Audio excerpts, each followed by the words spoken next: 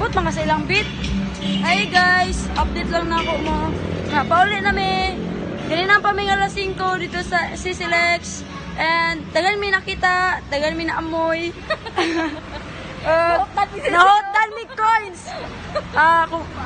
Kung maingon lang ninyo, if wadto mo dito sa Sisilex, andam yung dagang coins. Kay mapurdoy mo dito, kay pila ka ba mo kanta, pila ka ba mata mangayo. Tapos imong kaon na pa puno pa pangayoon pa. So di na pwede ay kay mapurdoy ta.